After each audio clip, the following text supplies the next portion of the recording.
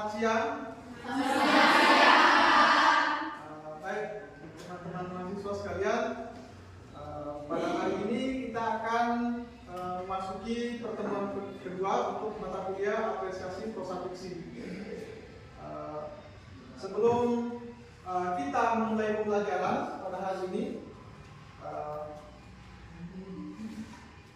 saya sarankan dulu agar kita memulainya dengan doa ya.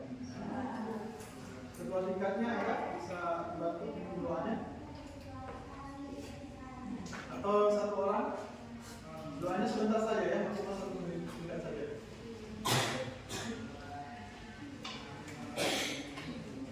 Anak sudah bikin doanya sebentar. Baik Bapak dosen, kepada teman-teman sekalian, mari wajibkan niatkan hati dan batin kita untuk berdoa. Izinkan saya untuk membawa doa ini untuk ajaran kepercayaan saya yaitu Katolik. Dalam nama Bapa, dan Putra dan Roh Kudus. Amin. Bapa di dalam surga, puji dan syukur kami haturkan kehadirat-Mu atas segala berkat, perlindungan dan kehidupan yang masih kami peroleh hingga saat ini. Bapa, sebentar lagi kami akan mulai mata kuliah kami yaitu apresiasi prosa fiksi. Kami mohon kiranya curahkan Roh Kudus-Mu ke atas pikiran Bapak kami agar apa yang diajarkan oleh Bapak dosen dapat kami mengerti dan kami simpan di otak kami berguna bagi masa depan kami. Nama-Mu yang kudus dan biasa kami puji dan sepanjang masa. Amin. Dalam nama Bapa dan Putra dan Roh Kudus. Baik, selanjutnya saya absen dulu teman-teman sekalian. Ada yang tidak hadir hari ini? Sesuatunya tidak hadir ya? Baik. Bernardino dan Konsenso ada? Tidak ada. Maria Yohana? Hadir Pak. Baik. Ini saya ringkas ya, nanti kita hadirkan absennya. Selanjutnya kita akan masuk pada materi kedua atau pertemuan kedua hari ini. Materi untuk yang kedua ini adalah tentang ekologi sastra atau ekokritisisme. Sebelum kita masuk pada materi ini tentang ekokritisisme, apakah ada yang masih mengingat terkait materi pertemuan pertama sebelumnya? Tentang apresiasi ya? Apresiasi prosa. Ada yang bisa coba jelaskan tentang apresiasi itu apa?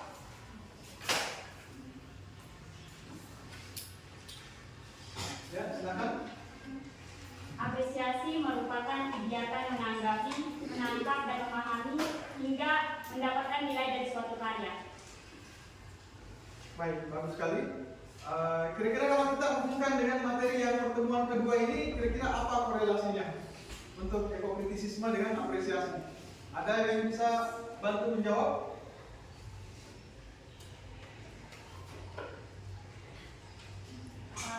Kalau dari saya, hubungan atau korelasi antara mata kuliah sebelumnya dengan mata kuliah yang berikutnya yaitu ekokritik, yaitu kita akan mempelajari atau mengkaji bagaimana dan memahami atau mendapatkan nilai dari materi tersebut. Nilai dari sebuah karya sastra yang diapresiasi ya, berdasarkan pendekatan ekokritik atau pendekatan ekologi sastra. Kita mencoba mengapresiasi karya-karya sastra dengan pendekatan ekokritisisme. Ya, bagus. Tepuk tangan untuk teman-teman. Baik, teman-teman sekalian, saya akan mengirimkan Google Form soal pretest.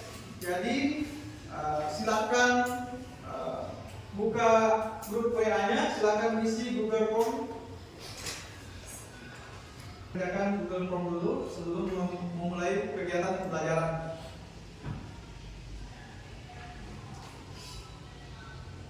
Baik, sedikit saya berikan penjelasan terkait teori ini.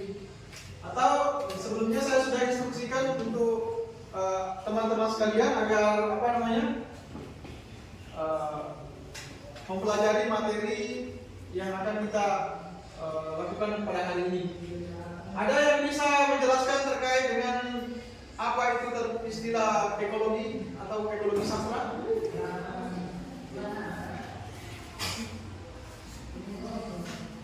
Silakan, benar atau salahnya tidak masalah. Kita coba beranikan diri mengungkapkan ide kita. Apa itu ekologi sastra? Coba, siapa namanya? Silakan. Ekologi sastra adalah cabang kajian dalam sastra yang mempelajari hubungan antara karya sastra dan lingkungan alam. Baik, betul ya. Ada yang lain di sebelah sini ingin berpendapat? Silakan. Silakan.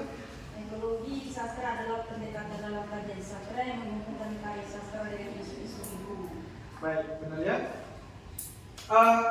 Ilmu ekologi sastra ini adalah kajian interdisipliner antara sastra dan lingkungan yang fokusnya pada hubungan antara atau relasi antara alam dengan manusia. Ekokritik ini lahir disebabkan akibat kritik antroposentris. Bentuk istilah antroposentrisme itu adalah maksudnya tujuan kehidupan manusia ini berpusat kepada manusia itu sendiri. Jadi segala sesuatunya itu dimulai dari manusia, dilaksanakan oleh manusia dan orientasinya kecenderungannya untuk memenuhi kebutuhan manusia. Sehingga aspek lain itu dilupakan. Akhirnya alam ini digali, dieksplorasi, ditambang dan sebagainya dirusak karena kecenderungannya untuk memuaskan jiwa manusia itu ya, secara materi. Nah, lanjut. Untuk fokus ekokritisisme ini sesuai dengan langkah teori ekokritik Greg Carter. Ada yang bisa menjelaskan sesuai dengan konsepnya? Nah, ini kan saya sudah jelaskan minggu lalu untuk mempelajari materi ini. Ekokritis menurut Carter itu bagaimana langkah kerjanya? Ada yang bisa bantu jelaskan? Yang dari belakang, coba berpendapat saja terkait 6 aspek fenomena kerusakan lingkungan. Coba sebutkan.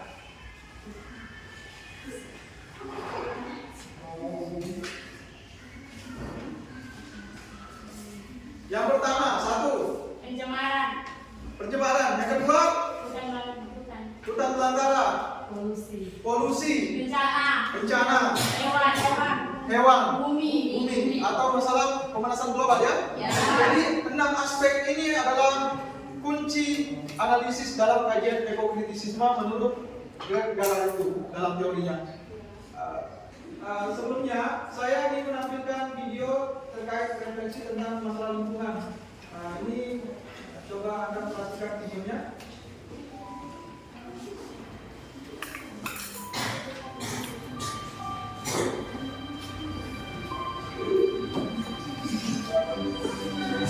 Ada sebuah tempat di alam semesta kita yang berisikan kehidupan, tempat di mana kita tinggal. Bumi mungkin terlihat kuat untuk terus memberikan isinya kepada kita. Tapi sampai kapan? Apa kamu tahu banyak hal yang telah berubah tanpa kita sadari maupun kita sadari. Sekarang, lihat dampak dari cara kita hidup, dari berbagai macam pilihan yang kita buat, dan seperti apa konsekuensinya. Mereka yang terus mengambil tanpa henti, tanpa berpikir dan tanpa mau mengerti apa yang akan terjadi nanti. Apa yang sedang kamu rasakan? Apa yang kamu pikirkan? Sekarang kita sadar kita telah banyak kehilangan, atau mungkin juga menghilangkan banyak hal di bumi. Saat semuanya perlahan habis tak tersisa, apakah kita hanya akan diam saja setelah melihat apa yang terjadi? Masih ada waktu bagi kita untuk sadar dan beraksi menyelamatkan tempat ini, rumah kita. Saya akan membagikan cerpen online. Silakan Anda buka WA, kemudian baca cerpen itu, lalu kita bentuk 5 kelompok. Ya, silakan buatkan kelompok sebanyak 5 kelompok. Jadi terbalik saja. Yang ini coba berbalik sini, yang ini coba bentuk sini.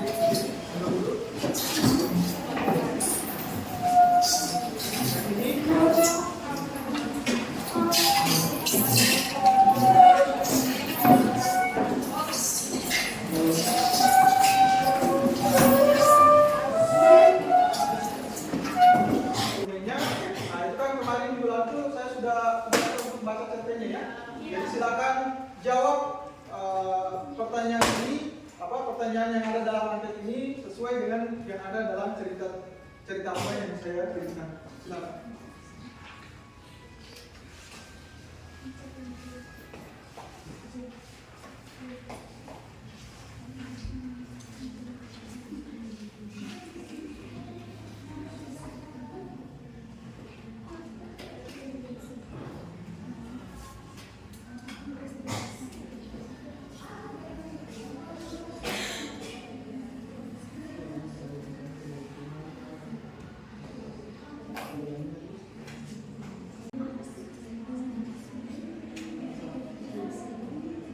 Waktunya habis ya.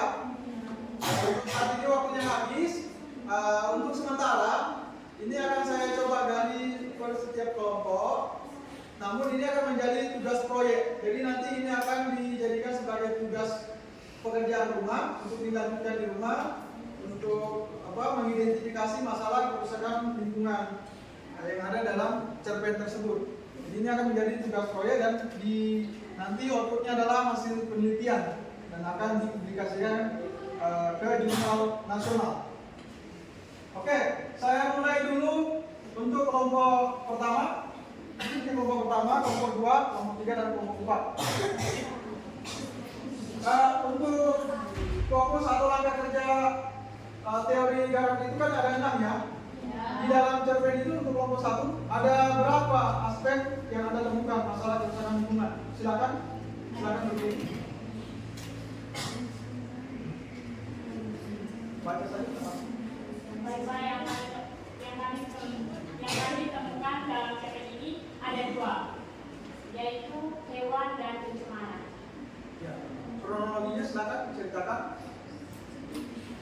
Di kronologi dalam cerpen ini yaitu bagaimana masyarakat mau melindungi laut mereka karena ikan-ikan yang biasa mereka kami untuk tangkap di bom. Ya, artinya penggunaan bom ya. Selain penggunaan bom, sebenarnya itu juga ada bukan harimau. Ya. Jadi ada 2 aspek yang paling merusak yang ditemukan dalam cerpen itu. Untuk kelompok lain, apakah ada yang ingin menanggapi kelompok 1 terkait temuan yang dilakukan oleh kelompok 1? Apakah ada temuan yang sama? Silakan coba. Untuk kelompok 3, silakan coba berdiri tanggapi aspek apa saja yang Anda temukan di dalamnya. Silakan coba berdiri saja mengungkapkan gagasannya, temuan. Baik, yang kami temukan dalam cerpen ini di dalamnya terdapat pencemaran karena di situ orang-orang mau melindungi hewan-hewan tersebut, tetapi ada yang membom dan menggunakan pukat harimau. Baik, tepuk tangan untuk kelompok 1 dan kelompok 3. Nah, ini proses langkah 3 ini sudah proses penelitian namanya. Memang temuannya tadi itu kelompok 1 itu berkaitan dengan masalah kerusakan ekosistem hewan, khususnya ikan.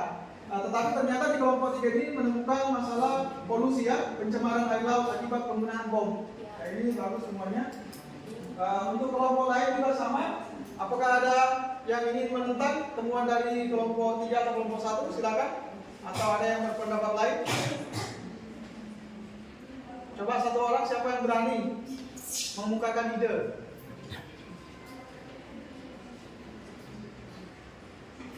Oke, kalau misalnya tidak ada, kita jadikan ini sebagai tugas di rumah ya. Jadi nanti setelah pulang dari perkuliahan ini, setelah selesai silakan lanjutkan tugas analisis ini. Nanti dibuatkan laporan, kemudian kita akan melakukan penelitian bersifat kolaborasi. Jadi nanti saya akan bantu Anda untuk melakukan publikasi dan akhirnya itulah tujuan akhir daripada perkuliahan pada hari ini ya. Oke, sebelum saya akhiri perkuliahan, saya ingin tekankan bahwa setelah tadi ada pretest ya, selanjutnya kita akan post test. Jadi silakan Anda buka WA kita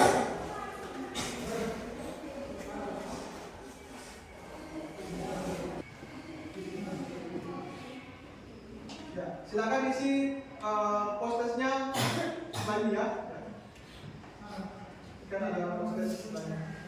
Dan untuk materi selanjutnya, selain penugasan, jadi nanti tugas ini tetap dilanjutkan, nanti tetap dilanjutkan untuk materi berikutnya ya, terkait dengan ekofeminisme. Baik, saya coba menarik kesimpulan. Sebelum kita akhir perkuliahan ini, silakan satu orang, silakan ada yang bisa menyimpulkan mata kuliah atau pertemuan kita hari ini terkait materi ini tentang ekofeminisme. Silakan.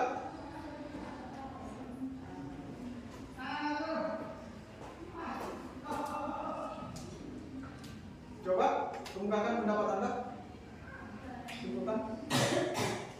Kesimpulan materi kita hari ini yaitu ekokritik merupakan ilmu yang mengkaji yang berfokus pada studi tentang lingkungan. Kemudian fokus kajian ekokritik seperti apa?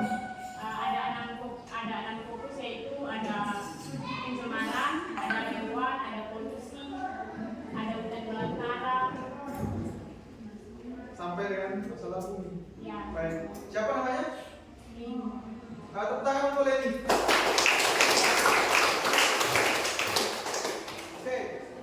Sebelum saya tutup perkuliahan untuk hari ini juga, coba Anda kemukakan refleksi kesan-kesan yang Anda peroleh setelah mengikuti perkuliahan selama ini. Ada yang bisa mengungkapkan refleksinya, pendapatnya, bagaimana kesan-kesannya baik dari segi materi maupun pengajarnya. Ada yang bisa berpendapat?